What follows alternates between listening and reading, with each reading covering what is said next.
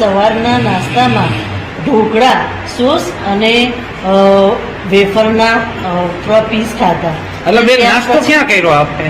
અમે ગોંડલ અહીંયા ગામમાં અક્ષરધામમાં મંદિર, અક્ષર મંદિર નાસ્તો કર્યો આપે ત્યાં. હા, પછી શું થયું બેન? પછી છે ને અચાનક હમણાં થોડો અડધો કલાક જેવો થયો ને એટલે બધા એકબીજાને વારાફરતી ચક્કર આવવાના ચાલુ થયા. એટલે અમને એવું લાગ્યું કદાચ આ ડિહાઇડ્રેશનના લીધે થતું હશે. પછી એકચ્યુઅલી અમારી જેવા બધાએ જે ત્યાં આગળ નાસ્તો કર્યો હતો ને તો વીરપુરમાં અમે એકચ્યુઅલી અહીંયા ભેગા થયા તો લગભગ બધાના પ્રોબ્લેમ હતો. અને આમ ઘણા તો ચક્કર ને ઉલટી ચાલુ થાય. એટલે અમારી જોડેના જે કર્મ બધા છે સાથેના એ લોકોને તો ઘણા તો ઉલટી એટલે આમ પાણી ના ટકે એટલી ઉલટી થઈ ગઈ. ઓકે, અત્યારે હાલ આપ વીરપુર સરકારી હોસ્પિટલમાં સરકારી. આપ કેટલા જણા હતો સાહેબ?